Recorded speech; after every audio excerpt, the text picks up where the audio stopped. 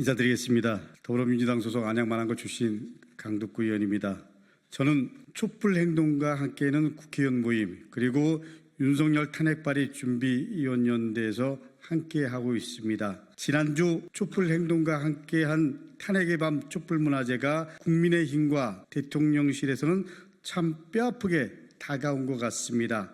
당대표부터 원내대표 그리고 최고위원 할 것 없이 저를 제명하겠다고 하고 그리고 잘못을 끝까지 따져 묻겠다고 합니다. 윤석열 대통령과 국민의힘은 자신들이 어떤 잘못을 저지르고 있는지 돌아볼 생각은 전혀 않고 오히려 성난 국민의 입에 그리고 당당하게 할 말하는 의원들에게 재갈을 물리려고만 합니다. 여러분, 윤석열 대통령 국내 정치는 잘했습니까? 보십시오. 제1당 대표는 범죄자 취급하고 협치는 안중에도 없습니다. 인사청문회 보고서 채택 없이 임명한 장관급 인사만 30명에 달합니다. 양곡관리법을 시작으로 간호법, 노란봉투법, 방송사법 등 의미 있는 법들을 다 거부하고 최병특검법, 김건희 여사 특검법과 같이 본인과 가족이 연루된 법안까지 아랑곳하지 않고 거부하고 있습니다.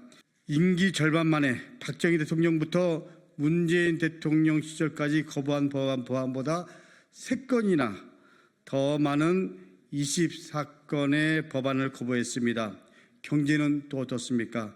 대파 한 단에 870원이 합리적이라고 하질 않나 배추 한 포기가 10,000원, 20,000원이라고 해도 제대로 된 대책조차 내놓지 못하고 있는 게 윤석열 정권의 작금의 모습입니다. 경제 무능을 스스로 드러내고 있는 이 현실 암울하기만 합니다. 우리 서민의 고통은 안중에도 없습니다. 국민 생명에는 관심이 있습니까? 이태원 참사가 발생했는데도 뇌진탕이라고 말하는 그 모습을 보고 충격을 받았습니다. 신림동 반지하 침수 사고 현장에서는 추모 없이 구경꾼 같은 말만 쏟아내는 모습을 보고 분노를 넘어서 어이가 없었습니다. 지난 총선 전 윤석열 대통령은 민생토론회라는 이름으로 총선 접전 지역을 돌면서 예산을 쏟아붓겠다고 하고 다녔습니다. 명백한 정치 중립 위반 의무가 아닙니까? 노무현 대통령은 정치 중립 위반을 했다라는 이유로 국민의힘 전신인 한나라당이 탄핵 발의를 했습니다. 아직 다 거론하지도 못했지만 지금 거론한 내용들만 봐도 박근혜 탄핵 사유보다 윤석열 탄핵 사유가 더 많고 더 심각하다는 것을 우리 국민들은 다 알고 있습니다. 그래서 국민들이 심판하고 있는 겁니다. 여러분, 대통령 국정 지지도가 20% 턱걸이하고 있고 부정평가는 70%를 넘었습니다.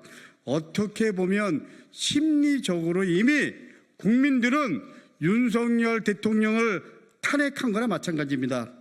지난 대통령 탄핵 청원 동의도 144만이라는 그야말로 많은 국민들이 함께 해주셨습니다.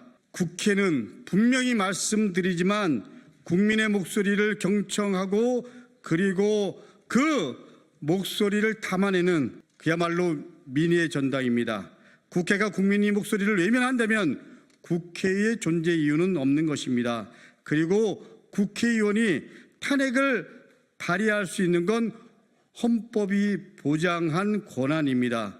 저는 국회의원으로서 국민의 목소리를 경청하고 그리고 헌법기관으로서 저에게 주어진 시대적 소임을 다할 것임을 다시 한번 윤석열 대통령 그리고 국민의힘 의원들에게 그리고 한동훈 대표에게 분명히 말씀드립니다. 시간이 지나 역사 그리고 국민이 지금의 상황 속에서 누가 국회의원으로서 그리고 시민의 한 사람으로서 그리고 시민의 대표로서 제 역할을 했는지 판단해 줄 것이라고 저는 믿습니다.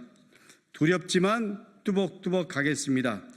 이번 탄핵의 밤 문화재 문제를 키우고 또 계속 확대하려는 저희가 무엇인지 궁금합니다. 지금 이 위기를 돌파하려고 그러는 것인지 아니면 재보궐선거를 앞두고 여당 지지자들을 결집하려고 그러는 것인지는 잘 모르겠으나 어떤 경우가 됐든 국민은 속지 않을 것입니다.